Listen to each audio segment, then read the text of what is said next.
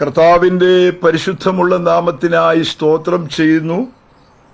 അനുഗ്രഹീതമായ ഈ രാത്രി വേളയിൽ പ്രത്യേകാൽ റോസ് ഫാമിലി ഫേസ്ബുക്ക് പേജിൽ ദൈവവചന ശുശ്രൂഷയ്ക്കായി ലഭ്യമായ ഈ അസുലഭമായ സന്ദർഭത്തെ ഓർത്ത് കർത്താവിനെ സ്തുതിക്കുന്നു.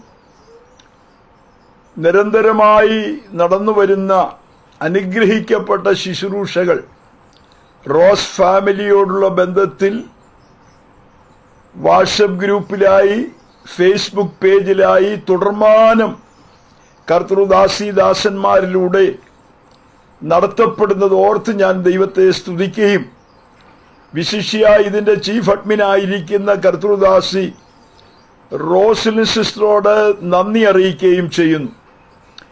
ഇന്ന് രാത്രി ദൈവവചന ശുശ്രൂഷയ്ക്കായി എനിക്ക് ലഭിച്ച ഈ വിലപ്പെട്ട സന്ദർഭത്തിൽ കർത്താവിന്റെ വചന സന്ദേശം നിങ്ങളോട് അറിയിപ്പാൻ കൃപയിൽ ശരണപ്പെട്ട് ആഗ്രഹിക്കുക. നമുക്കറിയാം, മനുഷ്യനോട് എല്ലാ കാലത്തും ദൈവം സംസാരിച്ചുകൊണ്ടിരിക്കുക.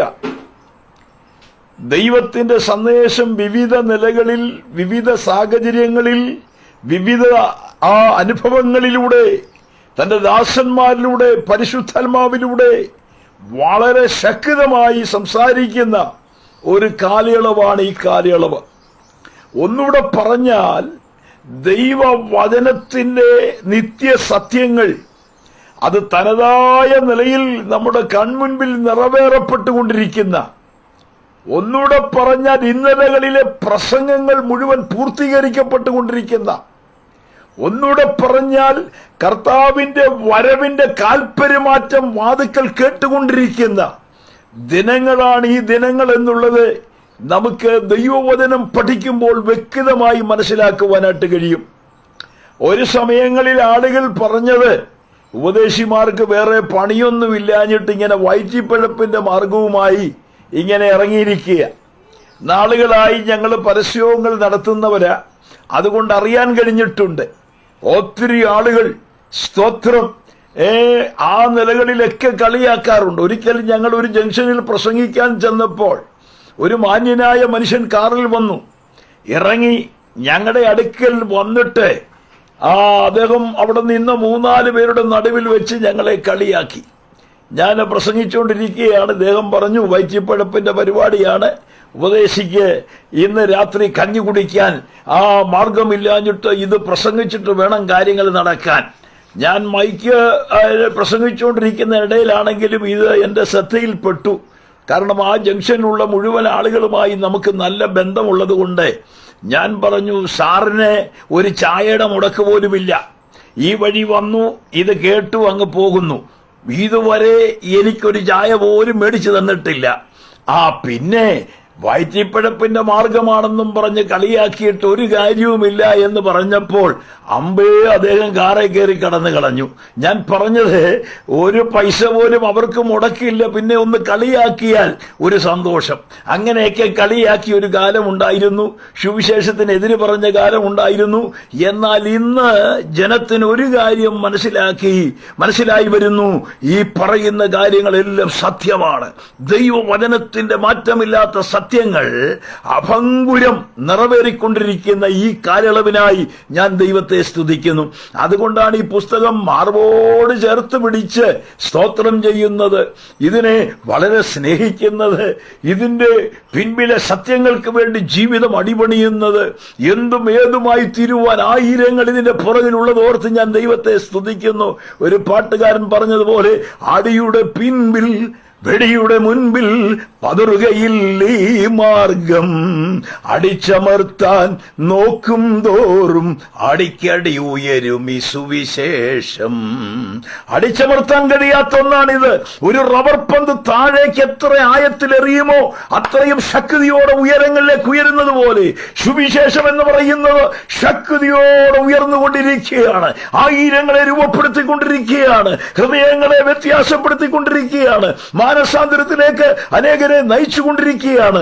ഈ വചനം പറയുവാൻ ലഭിച്ചിരിക്കുന്ന അവസരം ഒരു ഭാഗ്യാവസരമായി കരുതിക്കൊണ്ട് തിരുവെഴുത്തിലേക്ക് വളരെ വേഗം ഞാൻ കടന്നു വരുവാൻ കർത്താവിൽ ശരണപ്പെടുകയാണ്.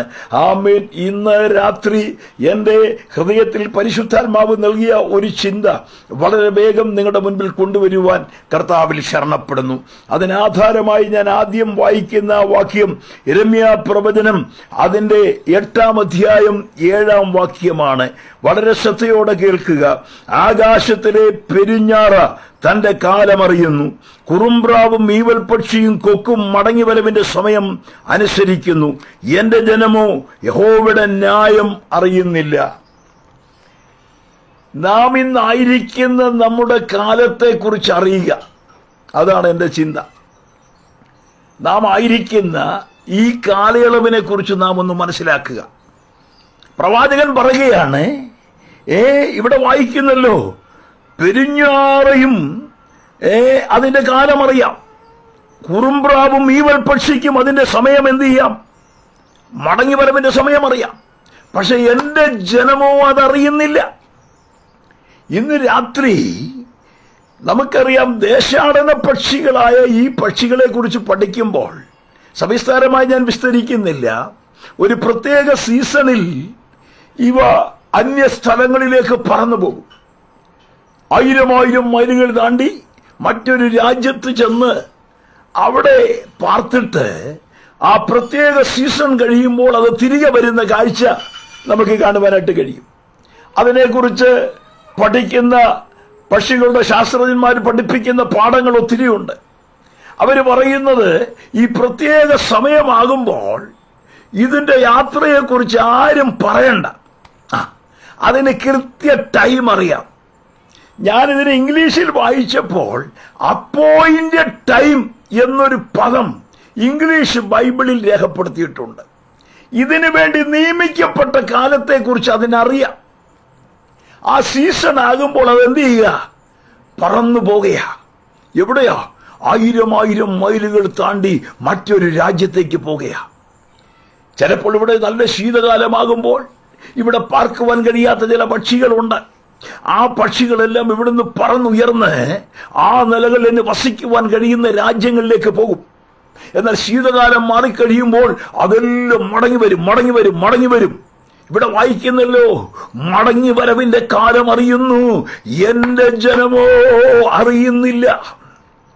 ഇന്ന് രാത്രി നാം കാലത്തെ വിവേചിക്കുന്നവരായിരിക്കണം, അറിയുന്നവരായിരിക്കണം. ഈ കാലയളവിനെ നാം വ്യക്തമായി ഒന്ന് മനസ്സിലാക്കണം.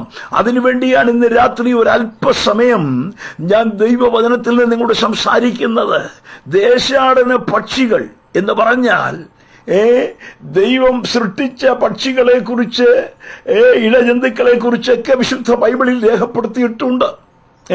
അതിനെ ദൈവം ആ നിലകളിൽ സൃഷ്ടിച്ചു എന്നും അതിനെ ഭൂമിയിൽ ദൈവമാക്കി എന്നും അതിനെല്ലാം മനുഷ്യന് വേണ്ടിയാണ് ദൈവം നിർമ്മിച്ചതെന്നും ഒക്കെ നമുക്ക് പഠിക്കാനായിട്ട് കഴിയും. എന്നാൽ ഒരു പ്രത്യേക സീസണിൽ അവയ്ക്കുള്ള യാത്രയെക്കുറിച്ച് അതിന് നല്ല ഉത്ബോധമുണ്ട്. അതിന്റെ മടങ്ങി വരവിനെ കുറിച്ച് അതിന് നല്ല ഉത്ബോധമുണ്ട് കേട്ടോ. ഈ തിരിയക്ക് പക്ഷികൾക്ക് എന്നൂടെ പറഞ്ഞാൽ ആത്മാവില്ലാത്ത, കേവലം മരിച്ച് ജഡമായി മണ്ണിൽ അവസാനിക്കുന്ന ഈ പക്ഷികൾക്ക് വാസ്തവത്തിൽ അതിന്റെ അകത്തലത്തിൽ അതിന്റെ യാത്രയെക്കുറിച്ച് ഒരപ്പോയിന്റഡ് ടൈം ഉണ്ടെങ്കിൽ, ഇന്ന് രാത്രി എന്നെ ശ്രദ്ധിക്കുന്നവരോട് പറയട്ടെ, ദൈവത്തിന്റെ ആത്മാവ് നമ്മോട് സംസാരിക്കുന്നു. നാം നമ്മുടെ ദൈവത്തിങ്കിലേക്ക് മടങ്ങി വരേണ്ട സമയമാണിത്. ഒരു മടങ്ങി വരവിന്റെ ദിനങ്ങളാണ് ഈ ദിനങ്ങൾ. ദൈവജനം അത് തിരിച്ചറിയണം. സ്തോത്രം. വിലാപങ്ങളുടെ പുസ്തകത്തിൽ ഇങ്ങനെ വായിക്കുന്നു, ദൈവമേ ഞങ്ങളെ നിങ്കലേക്കൊന്ന് മടക്കി വരുത്തണം. പണ്ടത്തെ പോലൊരു നല്ല കാലം ഞങ്ങൾക്ക് നീ നൽകണമേ എന്ന് പ്രാർത്ഥിക്കുന്ന പ്രാർത്ഥന നമുക്ക് കാണുവാനായിട്ട് കഴിയും. പണ്ടത്തെ പോലൊരു നല്ല കാലം. എന്താ നല്ല കാലത്തിന്റെ അനുഭവം? മക്കളുടെ, കുടുംബങ്ങളുടെ, ആ നിലകളിലുള്ള ആത്മീയ നിലവാരങ്ങളുടെ നല്ല അനുഭവങ്ങൾ വാക്യങ്ങൾ ആ പുസ്തകത്തിൽ പലയിടത്ത് കുത്തിക്കുറിച്ചിട്ടുണ്ട്. ആ വാക്യങ്ങൾ എല്ലാം എടുത്താൽ സവിസ്താരമായി വിസ്തരിച്ചാൽ എന്റെ വിഷയത്തിൽ എനിക്ക് മുൻപോട്ട് പോകുവാൻ കഴിയത്തില്ല. അതുകൊണ്ട് തന്നെ ഞാൻ പറയട്ടെ, ആത്മീക ഗോളത്തിൽ ദൈവ സാന്നിധ്യം നിറഞ്ഞു നിന്ന ഒരു നല്ല അനുഭവത്തിന്റെ അവസ്ഥകളെ കുറിച്ച് തിരിച്ചറിയുന്ന ദൈവമക്കൾ ഇന്നിന്റെ കേവലമായ പുറമേ ഉള്ള ചില വൈകാരികമായ അനുഭവങ്ങളെ കാണുമ്പോൾ അവർക്ക് പറയാൻ കഴിയുന്നത് പണ്ടത്തെ ആ നല്ല അനുഭവങ്ങളിലേക്ക് ഞങ്ങളെ ഒന്ന് മടക്കി വരുത്തണമേ. ഇന്ന് രാത്രിയിൽ എന്നെ ശ്രദ്ധിക്കുന്ന പ്രിയപ്പെട്ടവരോട് പരിശുദ്ധാത്മാവ് പറയുന്നു, ആധികാരികമായി ദൈവവചന ശബ്ദത്തിനൊത്തവണ്ണം, ദൈവഹിതത്തിനൊത്തവണ്ണം, ദൈവാലോചനയ്ക്കൊത്തവണ്ണം ദൈവജനം ദൈവത്തെ സേവിക്കുകയും ശുശ്രൂഷിക്കുകയും അടിപതറാതെ നിൽക്കുകയും ചെയ്ത ഒരു കാലം നമ്മുടെ പുറകിലുണ്ടായിരുന്നു. അന്ന് വലിയ വിദ്യാഭ്യാസമൊന്നുമില്ലായിരുന്നു. കഴിഞ്ഞ ദിവസം പ്രസംഗിച്ച ഒരു ദൈവദാസൻ പറഞ്ഞ ഒരു പദം ഞാൻ അദ്ദേഹത്തോട് ചേർന്നെടുത്ത് പറയുക. അന്ന് പെന്തക്കോസ്തരായ ആളുകൾ ഒന്ന് ഒരു സായിപ്പിന് ട്രാൻസ്ലേഷൻ ചെയ്യാനായിട്ട് ആദ്യകാലത്ത് സമുദായത്തിൽ നിന്ന് ഒരാളെ കൊണ്ടുവരേണ്ടി വന്നു എന്ന് ഒരു മാന്യ അദ്ദേഹം പ്രസംഗിച്ചത് കഴിഞ്ഞ ദിവസം ഞാൻ ഓർക്കുന്നു. ഞാൻ പറഞ്ഞത് പെന്തക്കോസ്തിൽ അന്ന് നല്ല വിദ്യാഭ്യാസമുള്ളവർ കുറവായിരുന്നു. ഇന്ന് വിദ്യാഭ്യാസമുള്ളവർ കുറവാണോ? അല്ല, എല്ലാവർക്കും നല്ല വിദ്യാഭ്യാസമാ, വീടും ഉയർച്ചയും സമ്പത്തും. പക്ഷേ അന്നത്തെ പരിശുദ്ധാത്മാവിന്റെ നിയോഗവും നിറവുമൊക്കെ എവിടേക്കോ അന്യമായി പോയി. അന്ന് വ്യാപരിച്ചുകൊണ്ടിരുന്ന ദൈവകൃപ ഇന്ന് വ്യാപരിക്കുന്നില്ല. ഇന്ന് കൃപയുടെ പേരുണ്ട്, കൃപയില്ല. ഇന്ന് ആത്മാവിന്റെ ശക്തി എന്ന് പറഞ്ഞ് നമുക്കറിയാം ആ ജഡം എന്ത് ചെയ്യുന്നുണ്ട്? ആ ശക്തി ആണെന്ന് പറഞ്ഞ് ചലിപ്പിക്കുന്നുണ്ട്, പക്ഷെ ശക്തി വ്യാപരിക്കുന്നില്ല. ശിംശോൻ കുടഞ്ഞതുപോലെ പലപ്പോഴും നമ്മൾ കുടയുന്നുണ്ട്, പക്ഷെ കുടച്ചിലിനകത്ത് ശക്തി വ്യാപരിക്കുന്നില്ല. ഈ നിലകളിൽ ആയിത്തീർന്ന ചില അനുഭവങ്ങളുടെ അപജയങ്ങളെ കണ്ടുകൊണ്ട് ഇന്ന് രാത്രി പരിശുദ്ധാത്മാവ് വ്യക്തമായി വിളിച്ചു പറയുന്നു, ആദ്യമേ അനുഭവത്തിലേക്ക് നാം ഒന്ന് മടങ്ങി വരേണ്ട ദിനങ്ങളാ ഈ ദിവസങ്ങളിൽ. പെന്തക്കോസ്തിന്റെ ആദിമ ദിനങ്ങളിലേക്ക്, ദൈവശക്തിയിലേക്ക്, രോഗശാന്തിയിലേക്ക്, അത്ഭുതങ്ങളിലേക്ക്, ദൈവിക പ്രവൃത്തികളിലേക്ക്, ദൈവിക വിടുതലിലേക്ക് മടങ്ങി വരുവാൻ ദൈവജനത്തെ ആഹ്വാനം ചെയ്യുന്ന ഒരു രാത്രിയാണ്. ആമേൻ. നമുക്കറിയാം ഇന്ന് രോഗശാന്തി എന്ന് പറയുന്നത്, സ്തോത്രം, പലപ്പോഴും പലരും പറയുന്നത് ഈ ശരീരത്തിന് വേണ്ടിയാണോ യേശു വന്നത്? ആത്മാവിന് വേണ്ടിയല്ലേ? ശരിയാണ്, ആത്മാവിന്റെ വിടുതലാണ് ഒന്നാമത്തത്. പക്ഷെ ആത്മാവിന്റെ വിടുതൽ മാത്രമല്ല, ആത്മാവിൽ നീ വിടുവിക്കപ്പെടുമ്പോൾ ഈ ശരീരത്തിലും നീ വിടുതൽ അനുഭവിക്കും. ഞാനത് അനുഭവിച്ച വ്യക്തിയാണ്, ഇന്നും അനുഭവിക്കുന്ന വ്യക്തിയാണ്. 3 പ്രാവശ്യം മരണത്തെ മുഖാമുഖമായി കണ്ടയാളാണ്. അവർ കോട്ടയം ഡിസ്ട്രിക്ട് ആശുപത്രിയിൽ 3 മാസം കിടന്ന് അവസാനം അവിടുത്തെ TV വാർഡിൽ 18ാമത്തെ വാർഡിൽ 3 ആഴ്ച കിടന്ന് അവസാനം ഡോക്ടർമാർ എന്നെ ഉപേക്ഷിച്ചു. ഒരു ഇക്കില് വന്നിട്ട് 1.5 മാസം നിന്നു. ആർക്കും രക്ഷിക്കുവാൻ കഴിയാതെ, മരുന്നിനൊന്നും ചെയ്യുവാൻ കഴിയാതെ, എല്ലാവരും ഉപേക്ഷിക്കപ്പെട്ടവനായി ഡോക്ടർമാർ എന്നെ വീട്ടിൽ കൊണ്ടുപോകുവാൻ വിധി എഴുതി വിട്ടതാ. ആ രാത്രിയിൽ, ഒരു രാത്രിയിൽ, ഏറ്റവും ഒടുവിലത്തെ രാത്രിയിൽ ദൈവത്തോട് ഞാൻ സംസാരിച്ചു. ദൈവം എന്നോട് പറഞ്ഞ വാക്കുകൾ ഇങ്ങനെയാണ്: എഫ്രൈം എന്റെ വാത്സല്യ പുത്രനല്ലയോ, അവൻ എന്റെ ഓമന കുട്ടിയല്ലയോ. അവൻ ഡോക്ടർമാരെല്ലാം ഉപേക്ഷിച്ച് മരണത്തിന്റെ കിടക്കയിൽ കാലും കൈയുമൊക്കെ നിവർത്ത് എന്റെ അമ്മച്ചി മാത്രം എന്റെ അടുക്കൽ ഇരുന്ന് അവൻ എന്നെ ശ്രദ്ധിച്ചു കൊണ്ടിരിക്കുമ്പോൾ ഏതാണ്ട് രാത്രി 2 മണി കഴിഞ്ഞ സന്ദർഭത്തിൽ ഒരു തണുപ്പന്റെ അകത്തൂടെ വ്യാപരിക്കാൻ തുടങ്ങി. എന്നോട് സംസാരിച്ച വാക്കുകൾ ഇങ്ങനെയാണ്: എഫ്രൈം എന്റെ വാത്സല്യപുത്രനല്ലയോ, അവൻ എന്റെ ഓമന കുട്ടിയല്ലയോ, എനിക്ക് അവനോട് സഹതാപം തോന്നുന്നു എന്നുള്ള ദൈവവചനത്തിലെ ഹോശിയ പ്രവചനത്തിലെ ചില വാക്കുകൾ എന്റെ ഹൃദയത്തിന്റെ ആഴങ്ങളിലേക്ക് ഇറങ്ങി വന്നു.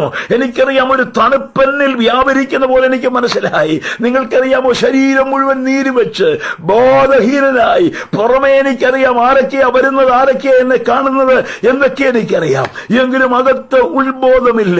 അകപ്പാട് വല്ലാത്തൊരു അന്തരീക്ഷം. എന്താണ്, എങ്ങനെയാണെന്നൊന്നും അറിയത്തില്ല. ആ നിലകളിൽ മരണം മാത്രം മുൻപിൽ കണ്ടുകൊണ്ടിരുന്ന സ്ഥാനത്ത് ആ രാത്രി എന്റെ ദൈവത്തിന്റെ കൈ എന്റെ മേൽ ഇറങ്ങി വന്നു. ഇന്ന് രാത്രി ഇവിടെ നിന്ന് നിന്നുകൊണ്ട് ഈ ദൈവ ശബ്ദം മുഴക്കുന്നതിന്റെ പിൻപിൽ ശക്തമായ ഭാഷയിൽ ഞാൻ പറയാം, എന്റെ കർത്താവ് സൗഖ്യമാക്കുന്ന യഹോവയാണെന്ന്, സൗഖ്യമാക്കുന്നവനാണെന്ന് ആത്മാവിൽ അനുഭവിച്ചതുകൊണ്ട് ജോസഫ് ചാക്കോ ഈ ദൈവവചനം പ്രസംഗിക്കുന്നത്. ഇന്ന് രാത്രി എന്നെ ശ്രദ്ധിക്കുന്ന പ്രിയപ്പെട്ടവരെ, നിന്നെ സൗഖ്യമാക്കുവാൻ എന്റെ കർത്താവ് മതിയായവനാണ്. ആത്മാവിന്റെ രക്ഷയാണ് അതിപ്രധാനമായ വിഷയം. എന്നാൽ ആത്മാവിന് മാത്രം രക്ഷ എന്നുള്ളതിനേക്കാൾ അപ്പുറത്ത് നിന്റെ ശരീരത്തിനും നിന്റെ മനസ്സിനും നിന്റെ ജീവിതത്തിന്റെ ആകുല ചിന്തകൾക്കുമെല്ലാം ഇന്ന് രാത്രി കെട്ടുപൊട്ടിച്ച് ആത്മാവിൽ നിന്റെ അകത്തലങ്ങളിൽ വിടുതൽ വ്യാപരിപ്പിക്കുന്ന ദൈവശക്തിയാണ് ഈ വചനത്തിലൂടെ വ്യാപരിച്ചു കൊണ്ടിരിക്കുന്നത്. വിശ്വസിക്കുന്ന ആരെങ്കിലും ഉണ്ടെങ്കിൽ ഇന്ന് രാത്രി പരിശുദ്ധാത്മാവ് പറയുന്നു, നിന്റെ മേൽ വ്യാപരിക്കുന്ന ഒരു വിടുതലുണ്ട്. ആമേൻ. ഈ ദൈവവചനം ഞങ്ങൾ പ്രസംഗിക്കുന്നത് വൃഥാവല്ല, ഞങ്ങളുടെ ജീവിതാനുഭവമാണ്. ആരെങ്കിലും പറഞ്ഞത്, എഴുതി വെച്ചത് പഠിച്ച് ആമേൻ അതുപോലെ അങ്ങ് മനപ്പാടം ഉരുവിടുകയല്ല. ഞങ്ങളുടെ ജീവിതത്തിന്റെ അകത്തലത്തിൽ ആത്മാവിൽ കർത്താവിനെ രുചിച്ചറിഞ്ഞപ്പോൾ, അവന്റെ പാദപീഠത്തിലിരുന്ന് ദൈവശബ്ദം കേട്ട് ആത്മാവിൽ അവനെ അനുഭവിച്ചറിഞ്ഞപ്പോൾ അകത്തലങ്ങളിൽ വെളിപ്പെട്ട ദൈവിക ശബ്ദമാണ് ആത്മാവിൽ വിടുതലായി വ്യാപരിച്ചു കൊണ്ടിരിക്കുന്നത്. ആ ശബ്ദത്തിന്റെ വാക്താക്കളായി, പ്രവക്താക്കളായി ദൈവം ഞങ്ങളെ നിർത്തിയെങ്കിൽ ഇന്നു രാത്രി ശബ്ദം കേൾക്കുന്ന ചിലരോട് പരിശുദ്ധാത്മാവ് പറയുന്നു, നിന്റെ അകത്തലങ്ങളിലെ ലോകത്തിന്റെ കെട്ടുകളെ അഴിപ്പാൻ എന്റെ ദൈവം ശക്തനായ ദൈവമാണ്. അതുകൊണ്ട് ഞാൻ അങ്ങനെ പറഞ്ഞു പോയാൽ എന്റെ വിഷയത്തിൽ ഒരു ഭാഗമെങ്കിലും തീർക്കുവാൻ എനിക്ക് കഴിയത്തില്ല. അതുകൊണ്ട് വേഗം ഞാൻ മുൻപോട്ട് പോകുക. ഒന്നാമത്തെ വിഷയം, ജനത്തിനൊരു മടങ്ങി വരവ്. അതിന്റെ കാലം നാം അറിഞ്ഞേ മതിയാവൂ. ഇന്ന് രാത്രി ദൈവജനത്തോട് പറയട്ടെ, ഒരു മടങ്ങി വരവിന്റെ കാലമായി കാലം. സ്തോത്രം. ഒന്നും മടങ്ങി വന്നേ പറ്റൂ. സ്തോത്രം. ചരിത്രത്തിൽ നിന്ന് ഒത്തിരി പേരെ നിങ്ങളുടെ മുൻപിൽ ഒന്ന് എടുത്തു കാണിക്കുവാൻ എനിക്ക് താല്പര്യമുണ്ട്. ഒരാളെ ഞാൻ ചുരുങ്ങിയ നിമിഷങ്ങൾ കൊണ്ടൊന്ന് എടുത്ത് കാണിക്കാം. മറ്റാരുമല്ല, ഇസ്രയേലിലെ ഒന്നാമത്തെ രാജാവായ ശൗല്. നമുക്കറിയാം, ഒരു കഴുത വീട്ടിൽ നിന്ന് കാണാതെ പോയി. ഇതാ വിഷയം. കൊച്ചനെ പിടിച്ചിറക്കേണ്ടി വന്നു വീട്ടിൽ നിന്ന്. കഴുത പോയതാ. ചില നഷ്ടങ്ങളൊക്കെയാ നമ്മളെയൊക്കെ പിടിച്ചിറക്കിയത്. സ്തോത്രം. ചില നഷ്ടങ്ങളൊക്കെ വന്നത് അനുഗ്രഹത്തിന് കാരണമാന്നേ. കൊച്ചനിറങ്ങി, കൂടെ ഒരു ഭൃത്യനും ഇറങ്ങി. രണ്ടുപേരുടെ തപ്പി എഫ്രീം ദേശത്ത്, ശാലിശ ദേശത്ത്, ബെന്യാമിൻ ദേശത്ത്. അവസാനം അവർ രണ്ടുപേരുടെ ചേർന്ന് കൂട്ടായ്മ കൂടിയിട്ട് പറഞ്ഞു, നമുക്കിവിടെ മാന്യനായ ഒരു ദൈവപുരുഷനുണ്ട്, അവന്റെ അടുക്കൽ പോയാൽ പോകേണ്ട വഴി അറിയും. ഇപ്പൊ കിടന്ന് കറങ്ങിക്കൊണ്ടിരിക്കുക. എതിലാ പോകുന്നെന്നറിയത്തില്ല, കഴുത എവിടെയാണെന്നറിയത്തില്ല, എങ്ങനെ വിഷയത്തിന് മറുപടി കാണുമെന്നറിയത്തില്ല. കുഴഞ്ഞു നടക്കുക. ആമേൻ. ആകപ്പാടെ കുഴഞ്ഞു ലാസ്റ്റ് എടുത്തു തീരുമാനം എന്താ? ദൈവപുരുഷന്റെ അടുക്കൽ പോകുക. ആമേൻ. ദൈവപുരുഷന്റെ അടുക്കൽ പോകുവാൻ ഇവര് തീരുമാനമെടുത്തപ്പോ തന്നെ ദൈവപുരുഷനോട് പരിശുദ്ധാത്മാവ് സംസാരിച്ചു, നാളെ ഈ നേരത്ത് രണ്ടുപേര് വരാൻ പോകുക. ആമേൻ. അവരിൽ ഒരുവൻ ആരാന്നറിയാമോ? ഇസ്രായേലിന്റെ രാജാവായിരിക്കാൻ ഞാൻ തെരഞ്ഞെടുത്തിരിക്കുന്നവനാ. സ്തോത്രം. കഴുതയെ തേടിയാ വരുന്നത്. പക്ഷെ അവനെ കുറിച്ചുള്ള ദൈവത്തിന്റെ പദ്ധതി എത്ര വലുതാണെന്നറിയാമോ? ആമേൻ. ചില നഷ്ടങ്ങളും കഷ്ടങ്ങളും ആമേൻ പലപ്പോഴും കുടുംബത്തിൽ നിന്ന് പിടിച്ചിറക്കി. ആമേൻ. ഇത്രയൊക്കെ ഉഴലേണ്ടി വന്നു. സാഹചര്യങ്ങളുടെ നടുവിലൂടെ പലയിടത്തുമൊക്കെ കടന്നു പോകേണ്ടി വന്നു. ഒരു ഗതിവിഗതിയോ ഒരു പരാജയത്തിന്റെ മീതെ ഒരു ജയമോ ഒന്നും കാണുവാൻ കഴിയാതെ ഇന്ന് രാത്രിയിലും അലയുന്ന ആരെങ്കിലും ഉണ്ടെങ്കിൽ അവരോട് പരിശുദ്ധാത്മാവ് പറയുന്നു, നിന്നെക്കുറിച്ചുള്ള ദൈവത്തിന്റെ പദ്ധതിയിലേക്ക് ദൈവം നിന്നെ അടുപ്പിച്ചുകൊണ്ടിരിക്കുക. നിന്നെ വീട് വിട്ടിറക്കിയത്, സാഹചര്യങ്ങളിലൂടെ നിന്നെ മുൻപോട്ട് കൊണ്ടുവന്നത്, ചില വഴികൾ അടഞ്ഞത്, ചില പ്രതിസന്ധികൾ നിന്റെ മുൻപിൽ നിലനിൽക്കുന്നത്, ഇന്നും വഴി കാണാതെ ഈ 2025 2-ാം മാസത്തിന്റെ പ്രാരംഭ ദിവസങ്ങളിൽ അയ്യോ എങ്ങനെയാകുമെന്ന് കരുതി ക്ഷീണിച്ചും നിരാശപ്പെട്ടും ഇരിക്കുന്ന നമ്മെക്കുറിച്ച് ഒരല്പ റേഞ്ചിന് ഒരല്പ പ്രയാസമുണ്ടായി, ക്ഷമിക്കണമേ. ദൈവത്തിന് നമ്മെക്കുറിച്ച് ഒരു പദ്ധതി ഉള്ളത് കൊണ്ട് ഇവനെ എന്ത് ചെയ്തു? ശമൂവേലിന്റെ അടുക്കൽ കൊണ്ടുവന്നു. അവന്റെ മേൽ അഭിഷേകം വീണു. അവൻ കൃപ പ്രാപിച്ചതിന് ശേഷം ഒരു മടങ്ങി വരവ് നിങ്ങൾ കാണുന്നില്ലേ? തിരിച്ചു വരുന്ന വരവ് കണ്ടോ? ഇവനെ അയക്കുമ്പോ ഇവൻ എതിലെ പോകണമെന്ന് പറയുന്നു. ബേഥേലിലൂടെ കടന്നു പോകേണ്ടി വരും. പിന്നെ കരിവേലകത്തിന്റെ ചുവട്ടിൽ കൂടെ പോകേണ്ടി വരും. മിസ്രൈമിൽ ഫെലിസ്ത്യ പട്ടാളത്തിന്റെ അടുക്കലൂടെ പോകേണ്ടി വരും. അപ്പോൾ പരിശുദ്ധാത്മാവ് നിന്റെ മേൽ വരും. അവൻ എന്ന് വേണ്ട, അവനെ ഹൃദയം മാറ്റി ദൈവം ഒന്ന് മടക്കി വരുത്തുക. മടങ്ങി വരുമ്പോൾ പഴയ ശൗലല്ല മടങ്ങി വരുന്നത്. ദൈവത്തിന്റെ സ്തോത്രം. ഈ ദിവസങ്ങളിൽ ഒരു മടങ്ങി വരവിന്റെ അനുഭവത്തിലേക്ക്, ഒരഭിഷേകത്തിന്റെ അനുഭവത്തിലേക്ക് അവൻ വഴിതെറ്റി അലഞ്ഞുലഞ്ഞ് അവൻ പ്രതിസന്ധികളുടെ നടുവിൽ ഒരു മറുപടിയില്ലാത്ത ചില വിഷയങ്ങളുടെ മേൽ പരിശുദ്ധന്റെ കരം നിന്റെ മേൽ പുത്തനായ ഒന്ന് അവൻ പുതിയ ചാലിലൂടെ, പുത്തൻ വഴിച്ചാലിലൂടെ നടത്തിയെടുക്കുവാൻ ശക്തനെന്ന് ഇന്ന് രാത്രി ആരോടൊക്കെയോ പരിശുദ്ധാത്മാവ് സംസാരിക്കുക. ഉലഞ്ഞ ചില സാഹചര്യങ്ങളുടെ നടുവിൽ, പ്രതിസന്ധികളുടെ നടുവിൽ ഇന്ന് രാത്രി വേദനിച്ചുകൊണ്ട് ഒരു വഴി കാണുന്നില്ലല്ലോ. ആമേൻ. വീട്ടിൽ നിന്ന് ഇറങ്ങിയിട്ട് ദിവസങ്ങളായി, വീട്ടിലെ സാഹചര്യങ്ങൾ എതിരാണ്, സ്നേഹിതരെതിരാണ്, ഒരു മറുപടി എപ്പോ കണ്ടെത്തും? എന്നാൽ ഇന്ന് രാത്രി സ്വർഗം പറയുന്നു, നിന്റെ മേൽ ഒരു അഭിഷേകം ദൈവം പകരാൻ പോകുക, ഒരു പുത്തനായ കൃപ നിന്റെ മേൽ ദൈവം പകരാൻ പോകുക. നീ ഇന്നലകളിൽ സഞ്ചരിച്ച് പരാജയപ്പെട്ട വഴിച്ചാലുകളിലൂടെയല്ല നിന്നെ മടക്കി വരുത്തുവാൻ ദൈവം ആഗ്രഹിക്കുന്നത് ഒരു പുതിയ വഴിച്ചാലിലൂടെയാ, ഒരു പുതിയ അനുഭവത്തിലൂടെയാ. അങ്ങനെ ഒരു മടങ്ങി വരവിന്റെ കാലം ദൈവജനത്തിനുണ്ടെന്നുള്ളത് ഇന്ന് രാത്രി തിരിച്ചറിയണം. രണ്ടാമത്തെ വിഷയത്തിലേക്ക് ഞാൻ പെട്ടെന്ന് വരാം. രണ്ടാമത്തെ കാലം എന്ന് പറയുന്നത് ദൈവത്തിന് സ്തോത്രം അറിയായ്മയുടെ കാലം എന്നാണ് നാം വായിക്കുന്നത്. വേദപുസ്തകത്തിൽ അപ്പോസ്തല പ്രവൃത്തികളുടെ പുസ്തകത്തിൽ 17-ാം അധ്യായം 17 മുതലുള്ള വാക്യങ്ങളൊക്കെ വായിച്ചാൽ ആ ഭാഗം നമുക്ക് കാണുവാനായിട്ട് കഴിയും. അറിയായ്മയുടെ കാലം. എന്താ അവിടുത്തെ വിഷയം?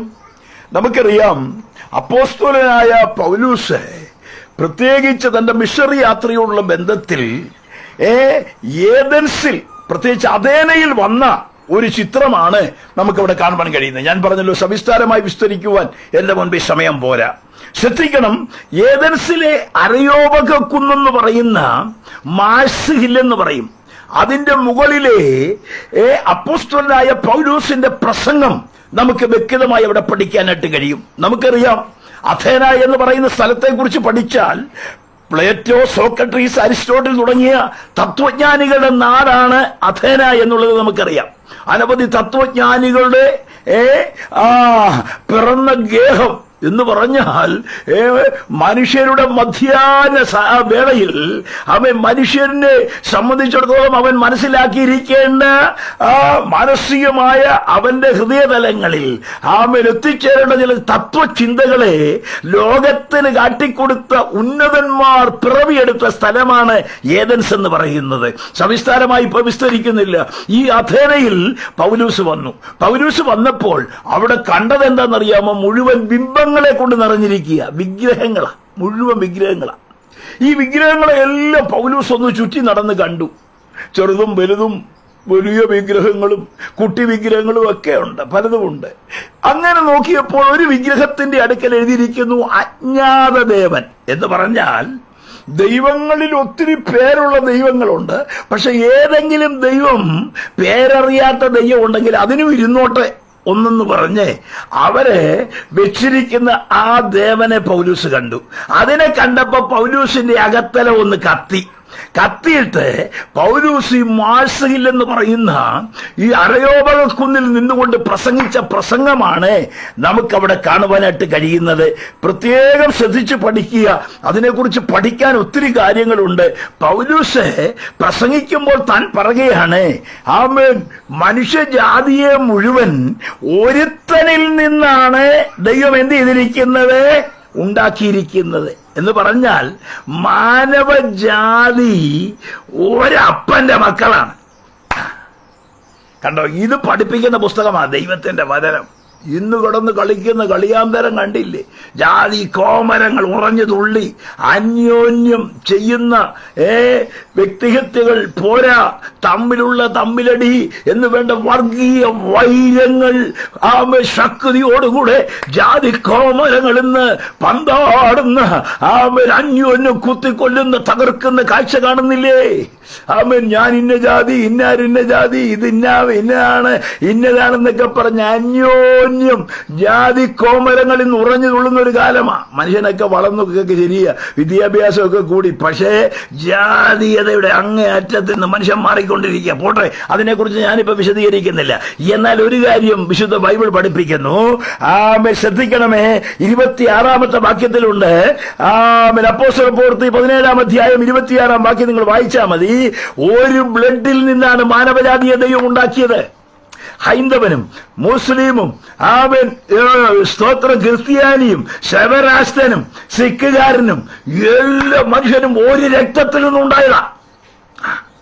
ഒരു കുക്ഷിയിൽ നിന്ന് ഉണ്ടായതാണ്, ഒരു രക്തത്തിൽ നിന്നുണ്ടായതാണ്, ഒരേ രക്തമാണ് എന്ന് പഠിപ്പിക്കുന്ന പുസ്തകമാണ് ദൈവത്തിന്റെ വചനം. അതിനായിട്ട് ഞാൻ ദൈവത്തെ സ്തുതിക്കുന്നു.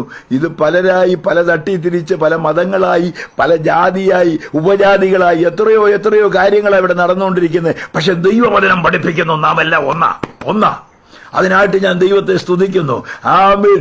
എല്ലാ മനുഷ്യന്റെ ശരീരത്തിലെ രക്തം മുറിച്ചാൽ, ശരീരം മുറിച്ചാൽ എന്താ കാണുന്നറിയോ? ചുവന്ന രക്തേ കാണുള്ളൂ. ചിലർക്ക് പച്ച രക്തമില്ല, ചിലർക്ക് നീലേ ഇല്ല, ചിലർക്ക് കറുപ്പും ഇല്ല, എല്ലാം ചുവന്ന രക്തമാണ്. കാരണം ഒരപ്പന്റെ മക്കളാ നമ്മള്. ആ അധ്യായത്തിൽ തന്നെ പറയുന്നു, സ്വർഗത്തിലും ഭൂമിക്കും നാഥനായത് കൊണ്ട് ദൈവം കേട്ടോ കൈപ്പണിയായതിൽ വാസം ചെയ്യുന്നില്ല. ദൈവത്തിന് കൈകൊണ്ട് പണിത ആലയമൊന്നും വേണ്ട. നിങ്ങൾ വായിച്ചാൽ മതി. ഞാൻ പറഞ്ഞല്ലോ, സവിസ്താരമായി വിസ്തരിക്കാനുള്ള സമയം എന്റെ മുൻപിലില്ല. കൈകൊണ്ട് പണിത അമ്പരചുംബികളായ ദേവാലയത്തിനകത്ത് ദൈവം കുടികൊള്ളുന്നില്ല. ഇത് തിരിച്ചറിയുന്നവർക്കായി അഥേന നിവാസികളോട്, ഏഥൻസിലുള്ളവരോട് പൗലോസ് പ്രസംഗിക്കുക. നിങ്ങളിവിടെ പണിതുയർത്തിയിരിക്കുന്ന ഈ അമ്പരചുംബികളായ മണിമന്ദിരങ്ങളുണ്ടല്ലോ, ഈ ദൈവം വസിക്കുന്ന, കൈപ്പണിയായ വസിക്കാൻ ആഗ്രഹിക്കുന്ന ദേവാലയങ്ങളുണ്ടല്ലോ, അവിടെയൊന്നും ദൈവം വസിക്കുന്നില്ല. കാരണം ദൈവത്തെ കുടിയിരുത്തുവാൻ കെട്ടിടം ഉണ്ടാക്കിയിട്ട് ഒരു കാര്യവുമില്ല. കെട്ടിടത്തിനകത്ത് വസിക്കുന്നവനല്ല ദൈവം. കുശവനെ, വലിയ കുടമുണ്ടാക്കിയ കുശവനെ കുടത്തിനകത്ത് നോക്കിയാൽ കാണുമോ? ഇല്ല. കാരണം കുടത്തിന് അധീനനാ കുശവൻ. അതീതനാ. കുടം അവനുണ്ടാക്കിയതാ, പക്ഷെ കുടത്തിന് അതീതനാ കുശവൻ. ദൈവം ആരാ? ഈ ആഴിയെ ഊഴിയ തരികളെ താരങ്ങളെ, ഈ പ്രപഞ്ചങ്ങളെ നിർമ്മിച്ച ദൈവത്തെ ഈ പ്രപഞ്ചത്തിനകത്ത് ഒതുക്കാൻ നോക്കിയാൽ, ഒരു കൊച്ചു കെട്ടിടത്തിൽ ഒതുക്കാൻ നോക്കിയാൽ, വിശുദ്ധ ബൈബിൾ പറയുന്നു, ആഘോഷം അവന്റെ സിംഹാസനം, ഭൂമി അവന്റെ പാദപീഠം. അയ്യോ, അത്രയും വലിയ ദൈവം, ഉന്നതനായ ദൈവം ഈ സ്റ്റേറ്റിൽ ഒതുങ്ങുമോ? ഇന്ത്യയിൽ ഒതുങ്ങുമോ? അമേരിക്കയിൽ ഒതുങ്ങുമോ? ഇവിടെ എങ്ങാനും ദൈവത്തെ ഒതുക്കാൻ പറ്റുമോ? എന്നിട്ട് മനുഷ്യൻ ചെയ്യുക, വരയിട്ട് ഒതുക്കി, കെട്ടി അങ്ങോട്ടും ഇങ്ങോട്ടും ഒക്കെ അളന്ന് ക്രമീകരിച്ചു പറയാ, ഈ പാപം നിറഞ്ഞ പാലിടത്തിൽ ഇവിടെയാ ദൈവം വസിക്കുന്നെന്നും പറഞ്ഞ് മനുഷ്യൻ ദൈവത്തിന് വേണ്ടി ചിലത് ഉണ്ടാക്കിക്കൊണ്ടിരിക്കുക. എന്നെ ശ്രദ്ധിക്കുന്ന പ്രിയപ്പെട്ടവരെ, ഏഥൻസിൽ പൗലോസ് പ്രസംഗിച്ച പ്രസംഗം ഇന്ന് രാത്രി ആത്മാവിൽ ഞങ്ങൾ പ്രസംഗിക്കുകയാണ്. പരിശുദ്ധനായ ദൈവത്തെ പാപിയായ മനുഷ്യൻ ഉണ്ടാക്കുന്ന ഒരു കെട്ടിടത്തിനകത്തും ഒരു അമ്പരചുംബിയായ ദേവാലയങ്ങൾക്കോ മണിമന്ദിരത്തിനകത്തോ ഒതുക്കാൻ കഴിയില്ലെന്ന് വിശുദ്ധ ബൈബിളിൽ വ്യക്തമായി വെളിപ്പെടുത്തിയിരിക്കുക. പിന്നെ നിങ്ങൾ എന്തിനാ ഹോളിനകത്ത് ഇത്രയും മനോഹരമായി? ഞങ്ങൾ ഹോളിനകത്ത് ഞങ്ങൾക്ക് കൂടി ഒരുമിച്ച് പ്രാർത്ഥിക്കാൻ വേണ്ടി ക്രമീകരിച്ചിരിക്കുന്ന സ്തോത്രം. ഞങ്ങളുടെ ദൈവത്തെ കുടിയിരുത്താനല്ല. ഞങ്ങളുടെ ദൈവം, ഞങ്ങൾ 4 പേര് 2-3 പേര് കൂടി വരുന്നതിന് നടുവിലൂടെ ഞങ്ങളുടെ കർത്താവുണ്ട്. ഇന്ന് രാത്രി ഇവിടെ ഞാൻ പ്രസംഗിക്കുമ്പോൾ ആ ദൈവസാന്നിധ്യം അനുഭവിച്ചറിഞ്ഞാ പ്രസംഗിക്കുന്നത്, ചുമ്മാ പ്രസംഗിക്കല്ല. എന്നെ ശ്രദ്ധിക്കുന്ന കർത്തൃദാസിദാസന്മാരുണ്ട്, അവരെല്ലാം അനുഭവിച്ചറിഞ്ഞാ ദൈവത്തെ സ്തുതിക്കുന്നത്. ഞങ്ങൾ വെറുതെ ആമേൻ പറയുകയല്ല, കാരണം ദൈവ സാന്നിധ്യം ഞങ്ങൾ അനുഭവിച്ചറിയുന്നു. റഷ്യൻ ബഹിരാകാശ സഞ്ചാരിയായ യൂറി ഗഗാറിൻ എന്ന് പറഞ്ഞൊരാളുണ്ടായിരുന്നു. അദ്ദേഹം ചന്ദ്രനിൽ ചെന്നേച്ച് തിരിച്ചു വന്നപ്പോ പ്രസംഗിച്ചപ്പോ ആദ്യം പറഞ്ഞത് ഇങ്ങനെയാ, ചന്ദ്രനിലെല്ലാം ഞാൻ നോക്കി, അവിടെ എങ്ങും ദൈവത്തെ കണ്ടില്ല. അയ്യോ, യൂറി ഗഗാറിനെ ചന്ദ്രനിലാണോ ദൈവം ഇരിക്കുന്നത്? ഇങ്ങോട്ട് വന്നപ്പോ മാലാഖമാരുടെ ചിറകിലൊന്നും എന്റെ പേടകം, ഞാൻ വന്ന യാത്ര ചെയ്ത പേടകം മാലാഖമാരുടെ ചിറകിൽ തട്ടിയില്ല. അദ്ദേഹം പ്രസംഗിച്ചതാ. ഇതിന് മറുപടി കൊടുത്തു ബില്ലി ഗ്രഹാം കൊടുത്ത മറുപടി എങ്ങനെയാണെന്നറിയാമോ? ഭൂമിയിൽ നിന്നൊരു പുഴു ഇങ്ങനെ ഞൊളഞ്ഞ് മണ്ണിനടിയിൽ നിന്ന് പൊങ്ങിയേച്ച് ഇങ്ങനെ പൊങ്ങി എന്ന് വെച്ച് പറയാ, ഇവിടെ എങ്ങനെ ഞാൻ മനുഷ്യനെ കാണുന്നില്ല എന്ന് പറഞ്ഞാൽ എങ്ങനെ ഇരിക്കും? അതുപോലെ യൂറി ഗഗാറിൻ പറഞ്ഞത്. എന്നാൽ നിങ്ങൾക്കറിയാമോ, ജെയിംസ് ഇർവിൻ എന്ന് പറയുന്ന ഒരു മനുഷ്യൻ മാരാമണിൽ വന്നു. ജെയിംസ് ഇർവിൻ, അദ്ദേഹം മാരാമണിലെ സുവിശേഷ യോഗത്തിൽ പ്രസംഗിച്ചു. അദ്ദേഹം ചന്ദ്രനിൽ പോയ മണ്ണും കല്ലും എല്ലാം കൊണ്ടുവന്ന് ഉയർത്തിപ്പിടിച്ചിട്ട് അദ്ദേഹം ഇങ്ങനെ പ്രസംഗിച്ചു. അദ്ദേഹത്തിന്റെ പ്രസംഗം ഇങ്ങനെയായിരുന്നു: ഞാൻ ചന്ദ്രനിൽ പോയി, അവിടുത്തെ കല്ലാണ് ഞാൻ ഉയർത്തിപ്പിടിച്ചിരിക്കുന്നത്, അവിടുത്തെ മണ്ണാണ് ഞാൻ ഉയർത്തിപ്പിടിച്ചിരിക്കുന്നത്. എന്നാൽ അതിനേക്കാളും അത്ഭുതം ഞാൻ പറയാം. അഖിലാണ്ട ഘടാകങ്ങളെ മുഴുവൻ നിർമ്മിച്ച ദൈവം ഉന്നതങ്ങളിൽ നിന്ന് നമ്മുടെ ഈ കൊച്ചു ഭൂമിയിലേക്ക് ഇറങ്ങി വന്നതാണ് ജീവിതത്തിലെ ഏറ്റവും വലിയ അത്ഭുതം. അല്ല, അവൻ എന്റെ ഹൃദയത്തിലേക്ക് വന്നതാണ് എന്റെ ജീവിതത്തിലെ ഏറ്റവും വലിയ അത്ഭുതം. ശ്രദ്ധിക്കണമേ, ദൈവത്തെ അനുഭവിച്ചറിയുന്നവർക്കായി ഞാൻ ദൈവത്തെ സ്തുതിക്കുന്നു. അപ്പൊ ഞാൻ പറഞ്ഞു വന്നത്, അമ്പരചുംബികളായ മണിമന്ദിരങ്ങളിൽ ദൈവം വസിക്കുന്നില്ല എന്നുള്ളത് ഈ അധ്യായത്തിൽ പൗലോസ് വെളിപ്പെടുത്തുക. മൂന്നാമതൊരു കാര്യം, ജീവനും ശ്വാസവും എല്ലാം നൽകുന്ന ദൈവത്തിന് മനുഷ്യന്റെ കൈകളാൽ ശുശ്രൂഷ വേണ്ട, ശുശ്രൂഷ വാങ്ങുന്നില്ല. ദൈവം മനുഷ്യന് എല്ലാം നൽകുന്നതായി ഈ ദാനങ്ങളെല്ലാം. പിന്നെ മനുഷ്യന്റെ വല്ലതും വേണോ? മനുഷ്യന്റെ കൈ കുമ്പിളിലെ ഒന്നും ദൈവത്തിന് വേണ്ടെന്നേ. എത്ര വാക്യവാ! ഈ അധ്യായം നിങ്ങൾ വായിച്ചു നോക്കണം. ദൈവം മനുഷ്യന്റെ ശുശ്രൂഷ ആവശ്യപ്പെടുന്നില്ല. ദൈവത്തെ ശുശ്രൂഷിക്കാൻ മനുഷ്യൻ ഓടി നടക്കുക, ദൈവത്തിന് കൊടുക്കാൻ, മേടിക്കാൻ, ഓടാൻ, ദാടാൻ, തീർത്ഥാടനങ്ങൾ, കർമ്മങ്ങൾ, കർമ്മകാണ്ഡങ്ങൾ, ശേഷക്രിയകൾ എന്ന് വേണ്ട എന്തൊക്കെയാ നടത്തുന്നേ. പക്ഷേ അഖിലാണ്ട ഘടാകങ്ങളെയും ആഴിയെയും ഊഴിയെയും നിർമ്മിച്ച ദൈവത്തിന് മനുഷ്യ നിന്റെ കൈക്കുമ്പിളിലെ ഒന്നും വേണ്ട എന്ന് ഇന്ന് രാത്രി തിരിച്ചറിയുന്നവർക്കായി ഞാൻ ദൈവത്തിനെ സ്തുതിക്കുന്നു. ഈ ഏദൻസിൽ പൗലോസ് അത് പ്രസംഗിച്ചു കേട്ടോ. മനുഷ്യന്റെ ശുശ്രൂഷകളിൽ മനുഷ്യന്റെ കൈക്കുമ്പിളിൽ നിന്ന് ദൈവം ഒന്നും സ്വീകരിക്കുന്നില്ല എന്ന് പ്രസംഗിച്ചിട്ട് പൗലോസ് അതിന്റെ കൺക്ലൂഷനിലേക്ക് വരുമ്പോ പറയുക, നിങ്ങളുടെ അജ്ഞാനകാലം വിട്ട്, അറിയായ്മയുടെ കാലം വിട്ട് നിങ്ങൾ മാനസാന്തരപ്പെടണം. നിങ്ങൾക്ക് മനസ്സിലാകാതിരുന്ന ഒരു കാലമുണ്ട്. എന്തോ കാലം? എല്ലാ മനുഷ്യനെയും ദൈവം ഒരേ മനുഷ്യനിൽ നിന്നാ സൃഷ്ടിച്ചതെന്ന് നിങ്ങൾക്ക് അറിയത്തില്ല. 2, ദൈവം കൈപ്പണിയായ ദേവാലയത്തിൽ വസിക്കുന്നില്ല എന്ന് പറഞ്ഞാൽ നിങ്ങൾക്ക് മനസ്സിലാകുന്നില്ല. 3, ദൈവം മനുഷ്യന്റെ ശുശ്രൂഷകളൊന്നും വാങ്ങുന്നില്ല എന്ന് പറഞ്ഞിട്ട് പൗലോസ് പറയുക, ഇപ്പോഴും കൊടുക്കുകയും ദൈവത്തെ സേവിക്കുകയും ദൈവമാണെന്ന് പറഞ്ഞ് ദൈവമല്ലാത്തവയെ ആരാധിക്കുകയും ചെയ്യുന്ന ആ ഏദൻസിലെ സകല ആളുകളെയും അരയോവ കുന്നിൽ വിളിച്ചുകൂട്ടി ആ മാസങ്ങളിൽ നിന്നുകൊണ്ട് പൗലോസ് പ്രസംഗിച്ചു, നിങ്ങളുടെ അജ്ഞാനകാലം, നിങ്ങളുടെ അറിയായ്മയുടെ കാലം വിട്ട് നിങ്ങൾ മാനസാന്തരപ്പെടുക. ഇന്ന് രാത്രിയിലും ദേശത്തോട് എന്നെ ശ്രദ്ധിക്കുന്ന പ്രിയപ്പെട്ടവരോട് പരിശുദ്ധാത്മാവ്, എനിക്കറിയാം ഈ ശുശ്രൂഷ ലൈവായി പോകുന്ന ശുശ്രൂഷയാണ്. പരിശുദ്ധാത്മാവ് പറയുന്നു, സ്നേഹിത, ദൈവത്തെ കുറിച്ചുള്ള നിന്റെ അറിവ് മാത്രമുണ്ട്. ഇന്ന് രാത്രി ദൈവത്തെ തിരഞ്ഞ്, ദൈവത്തെ തേടി, ദൈവത്തിന് ചിലത് ചെയ്ത് ദൈവത്തെ പ്രാപിക്കുവാൻ, സായുജ്യത്തിന് വേണ്ടി, സാമീപ്യത്തിന് വേണ്ടി ഓടുന്ന മനുഷ്യ, ദൈവം നിന്റെ കൈക്കുമ്പിളിലെ ഒന്നും സ്വീകരിക്കുന്നില്ല. ഒരു ഉദാഹരണം പറഞ്ഞാൽ, എന്റെ സ്നേഹിതന് പരിപ്പോട ഇഷ്ടമാണെന്നിരിക്കട്ടെ. പരിപ്പോട, എന്റെ സ്നേഹിതന് സണ്ണി പാസ്റ്ററുണ്ട്, അദ്ദേഹത്തിന് പരിപ്പോട വലിയ ഇഷ്ടമാണ്. എന്റെ ഈ വലത്ത് കൈ നിറച്ച് കുഷ്ഠമാണെന്നിരിക്കട്ടെ, കുഷ്ഠം നിറഞ്ഞ് കുഷ്ഠമിരിക്കുക. ഞാന് അയ്യോ സണ്ണി പാസ്റ്റർ വന്നാട്ടെ ഇരുന്നാട്ടെ എന്നൊക്കെ പറഞ്ഞ് ഈ വലത്ത് കൈ കൊണ്ട് ഒരു പരിപ്പോട അങ്ങോട്ട് കൊടുത്താൽ അദ്ദേഹം ഇപ്പൊ എന്നാ പറയുന്നറിയോ? പാസ്റ്റർ, ജോസഫ് ജാക്കോ പാസ്റ്റർ എനിക്ക് വലിയ ഇഷ്ടമാണെങ്കിലും ഇപ്പൊ അത് അവിടെ ഇരിക്കട്ടെ, ഞാൻ പിന്നെ കഴിച്ചോളാം. അതിന്റെ കാരണം എന്നറിയോ? എന്റെ കൈ നിറച്ച് കുഷ്ഠമാ. ഇതുപോലെ മനുഷ്യൻ ദൈവത്തിന് കൊടുക്കുന്ന കാഴ്ചകളല്ല. അതേന്നേ, പാപത്തിന്റെ കുഷ്ഠം നിറഞ്ഞു നിൽക്കുക.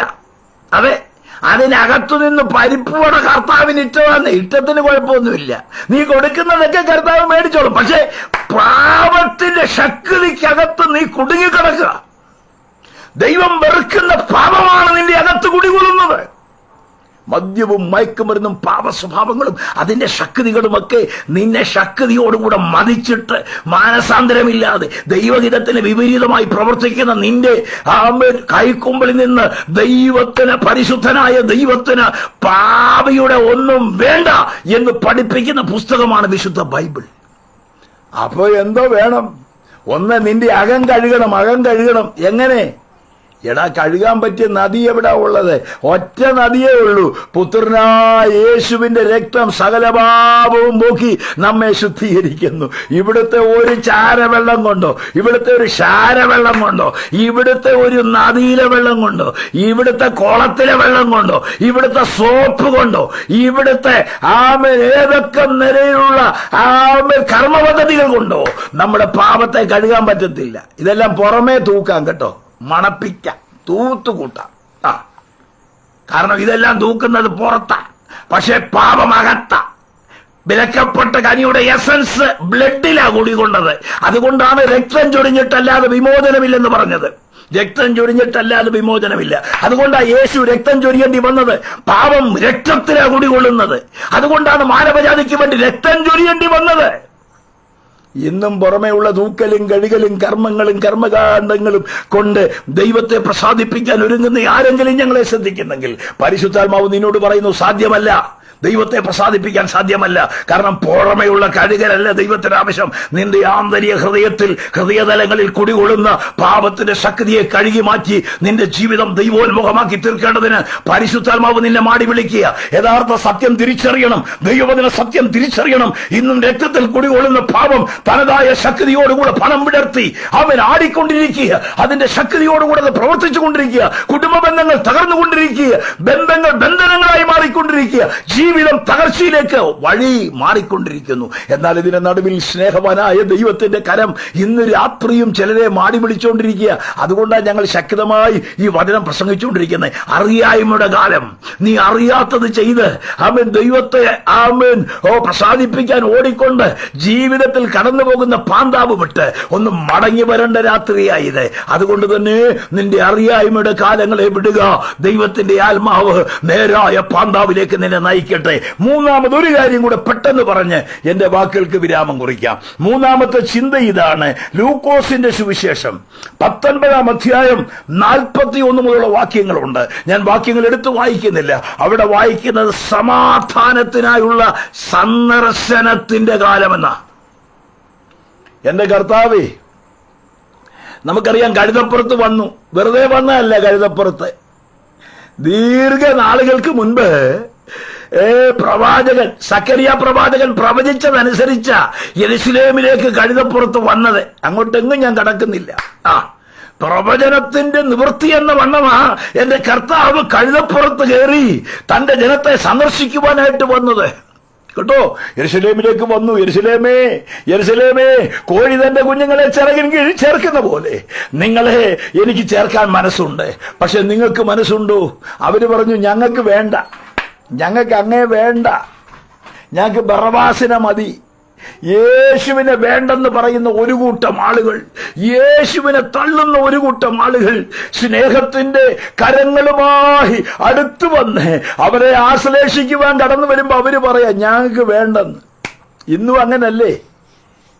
കള്ളനും കൊള്ളക്കാരനുമായ ബറബാസിനെ മതിയെന്ന. ഇന്നും ആളുകൾക്കതാണ്. യേശുവിനെ വേണ്ട, കള്ളം മതി, കൊള്ളക്കാരൻ മതി. ഈ അടുത്ത നാളിൽ ഒരു സംഭവം ഉണ്ടായി. ചീത്തയും പിടിച്ച് കള്ളും കുടിച്ച് വഴി കൂടെ പൊള്ളയും പറഞ്ഞ് ജീവിതത്തിൽ തകർന്ന ഒരുത്തം മാനസാന്തരപ്പെട്ടു. അവന്റെ വീട്ടിൽ പാട്ടും സ്വത്രവും ഹല്ലേലൂയയും ആരാധനയും ഞങ്ങളെല്ലാം കൂടെ പരസ്യവും നടത്തി. 5-6 പേര് വന്നിരിക്കുന്നു, പുള്ളിയുടെ സ്വന്തക്കാര്. വന്നേച്ച് ചോദിച്ചു, സഹോദര എന്ന് തുടങ്ങി നീ? ഞാൻ തുടങ്ങിയിട്ട് 2-3 ആഴ്ചയായി തുടങ്ങിയിട്ട് ഈ അനുഭവത്തിലേക്ക് വന്നിട്ട്. കൊള്ളാം, ഇവിടെ ഒച്ചപ്പാട് വെക്കരുത്. അപ്പൊ പുള്ളി അങ്ങോട്ട് ഇറങ്ങി നിന്നിട്ട് ഗേറ്റ് തുറന്നു. വലിയ ഉന്നത വീടൊക്കെ ഉള്ള ആളാ. ഗേറ്റ് തുറന്നതിന് ചോദിച്ചു, ഇന്നലെ വരെ ഞാൻ ഈ ഓടെ കിടന്ന് ഭൂമായും കൂട്ടി വിളിച്ചപ്പോ നിനക്കൊന്നും കുഴപ്പമില്ലായിരുന്നല്ലോ. എന്റെ സഹോദര, അന്ന് നീ ഇവിടെ കയറി വന്നു. എന്റെ ഭാര്യ ഇവിടെ കിടന്ന് വിങ്ങിക്കരഞ്ഞപ്പോൾ, എന്റെ കുഞ്ഞുങ്ങളിതിലെ നാലുപാട് ഓടിയപ്പോൾ, എന്റെ കുടുംബം വിഷമിച്ചപ്പോൾ നിങ്ങൾ ആരെങ്കിലും ഉണ്ടായിരുന്നോ? ഇപ്പൊ എന്റെ വീട്ടിൽ കയ്യടിയും പാട്ടും സ്വോത്രവും വന്നപ്പോ നിനക്കെന്നാടാ ഇത്ര ദണ്ണം? എന്നോട് പറഞ്ഞു, എന്റെ ഉപദേശി 1.5 മണിക്കൂർ പ്രസംഗിക്കണം.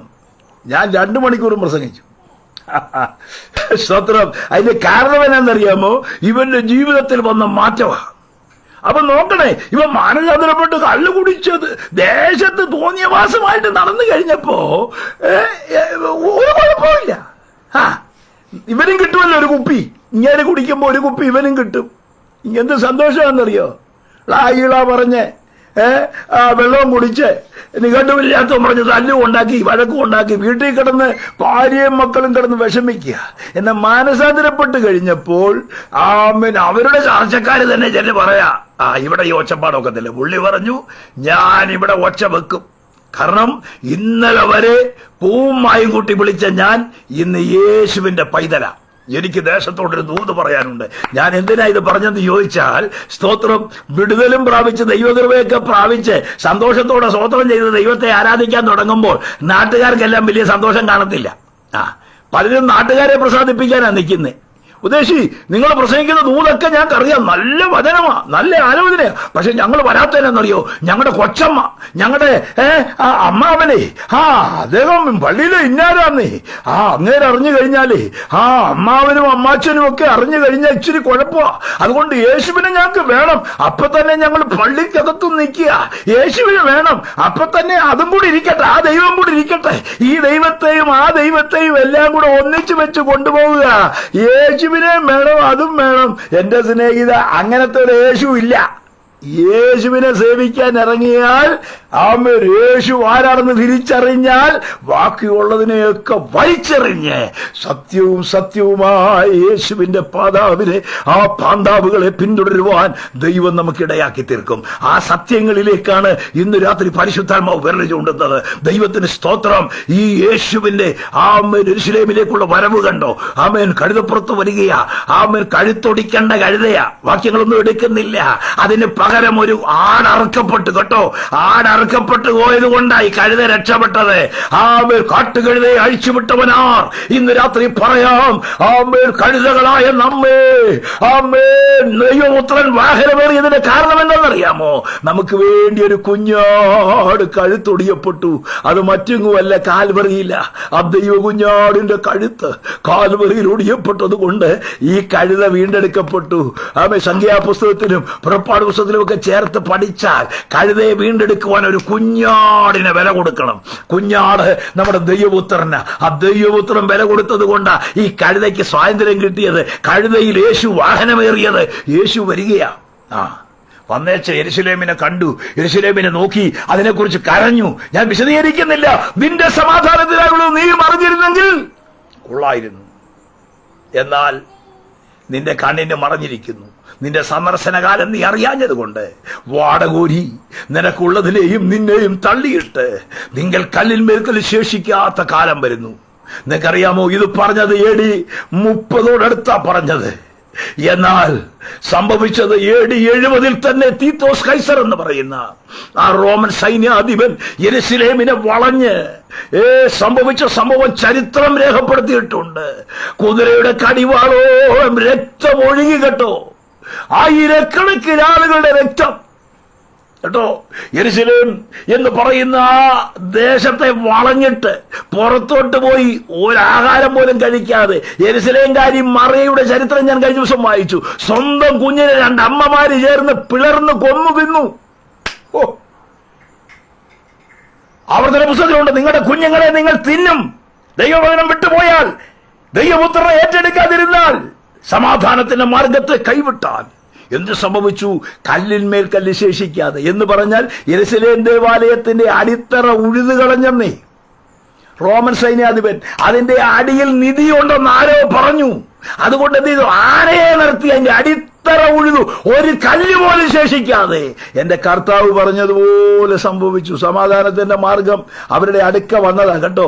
ഇന്ന് രാത്രിയിലും ഞാൻ എന്റെ വാക്ക് അവസാനിപ്പിക്കുന്നതിന് മുമ്പ്, സ്നേഹവനായ ദൈവപുത്രന്റെ സമാധാനത്തിന്റെ കാലമായത്. ആമേൻ. ഓ കൃപയുടെ യുഗമായത്. ആ സ്നേഹത്തിന്റെ പ്രാന്താവിലൂടെ നിന്നെ വീണ്ടെടുക്കുവാൻ ഇരുകരങ്ങളും നീട്ടി ദൈവപുത്രൻ നിന്റെ ചാരത്തേക്ക് വരികയാ. എന്നാൽ ഒരു കാര്യം, സ്വീകരിപ്പാൻ നിനക്ക് മനസ്സുണ്ടോ? അതോ നീ തിരസ്കരിക്കുകയാണോ? പുറങ്കാല് കൊണ്ട് തട്ടിക്കളയുകയാണോ? വരാൻ പോകുന്നൊരു ന്യായവിധിയുണ്ട് കേട്ടോ. അതിനെ മറികടക്കാൻ കഴിയത്തില്ല. ന്യായവിധി എന്ന് പറയുന്നത് ദൈവവചനത്തിലെ ഒരു വലിയ വിഷയമാണ്. അടുത്ത ന്യായവിധിയുടെ കാലം എന്നുള്ള വിഷയമായിരുന്നു. അങ്ങോട്ട് ഞാൻ കടക്കുന്നില്ല. ഇനി ഒരു അവസരം കിട്ടുന്ന പോലെ സംസാരിക്കാമെന്ന് കരുതുന്നു. എന്നെ ശ്രദ്ധിക്കുന്ന പ്രിയപ്പെട്ടവരെ, അതുകൊണ്ട് തന്നെ സ്നേഹത്തിന്റെയും സമാധാനത്തിന്റെയും സന്ദേശവുമായി യേശു നിന്റെ ചാരത്തേക്ക് വരുന്നു. നിന്റെ സമാധാനത്തിനായുള്ളത് നീ അറിയേണ്ട കാലമാ. നിന്റെ സന്ദർശന കാലമാ. നിന്റെ വിടുതലിന്റെ കാലമാ. സഹോദര, കുഞ്ഞേ, നിന്റെ വിടുതലിന്റെ കാലമാ. ഒരു നിമിഷം ജീവിതത്തെ യേശുവിന്റെ കരങ്ങളിൽ സമർപ്പിക്കുമോ? കർത്താവേ, അങ്ങയുടെ ശബ്ദത്തിന്റെ മുമ്പിൽ ഞാൻ എന്നെ ഏൽപ്പിച്ചു തരുന്നു. ഒരറിയായ്മയുടെ കാലത്തിലൂടെ, ഒരു മടങ്ങി വരവില്ലാത്ത അനുഭവത്തിലൂടെ ഞാൻ കടന്നുപോയി. എന്നാൽ അങ്ങയുടെ ശബ്ദത്തിന്റെ മുൻപിൽ ഞാൻ എന്നെ സമർപ്പിക്കുന്നു. സമാധാനം പ്രാപിച്ച് അങ്ങയുടെ ശബ്ദത്തിനൊത്തവണ്ണം ജീവിക്കുവാൻ ഇന്ന് രാത്രി എന്നെ ഒരുക്കണമെന്ന് ആര് പ്രാർത്ഥിക്കും? കണ്ണുകളെ അടയ്ക്കാം. ഞങ്ങളുടെ സ്വർഗസ്ഥ പിതാവേ, ഞങ്ങളെ ശ്രദ്ധിക്കുന്ന പ്രിയപ്പെട്ടവരെ അങ്ങ് രക്ഷിക്കണമേ. യഥാർത്ഥമായി ഈ കാലം വിവേചിച്ച് മനസ്സിലാക്കി, വ്യക്തമായ നിലയിൽ ദൈവജനം ഒരു മടങ്ങി വരവിന്റെ കാലമാക്കി ദൈവത്തിങ്കിലേക്ക് തിരികെ വന്ന് ആത്മീയ അനുഭവങ്ങൾ ഏറ്റെടുത്ത് മുന്നോട്ട് പോകുവാൻ കൃപ ചെയ്യണമേ. മാത്രമല്ല, അറിയായ്മയിൽ ചെയ്തു കൂട്ടിയ പലതും, ഇന്നും ചെയ്തുകൊണ്ടിരിക്കുന്ന പലതും വിട്ട് ദൈവത്തിലേക്ക് തിരിയുവാൻ ചിലരെ കർത്താവ് ഒരുക്കണമെന്ന് പ്രാർത്ഥിക്കുന്നു. അങ്ങനെയുള്ള ജീവിതങ്ങളെ കർത്താവ് ഈ ദിവസങ്ങളിൽ മടക്കി വരുത്തണമേ. അങ്ങനെയുള്ള ജീവിതങ്ങൾ ദൈവത്തിലേക്ക് മടങ്ങി വന്ന് യഥാർത്ഥമായ സത്യം തിരിച്ചറിഞ്ഞ് കഴിഞ്ഞ കാലങ്ങളിൽ അവർ ചെയ്തു കൂട്ടി അറിയായ്മയുടെ പാപങ്ങളെ ക്ഷമിച്ച് ദൈവപുത്രനെ അംഗീകരിക്കത്തക്ക നിലയിൽ അവരുടെ ജീവിതം ഒരു സമർപ്പണത്തിലേക്ക് വരട്ടെ. സമാധാനത്തിന്റെ ദാതാവായ ദൈവപുത്രന്റെ സന്ദർശനത്തിന്റെ കാലം മനസ്സിലാക്കി യേശുവിനെ ഉള്ളതുപോലെ ഉൾക്കൊള്ളുവാൻ അനേകരെ കർത്താവ് ഒരുക്കണമേ. ഈ മിനിസ്ട്രിയെ ദൈവം ആശീർവദിക്കണമേ. എന്നെ ശ്രദ്ധിച്ച എല്ലാവരെയും അനുഗ്രഹിക്കണം. പുത്രനെ മാത്രം മഹത്വപ്പെടുത്തും. യേശു ക്രിസ്തുവിൻ നാമത്തിൽ തന്നെ. ആമേൻ.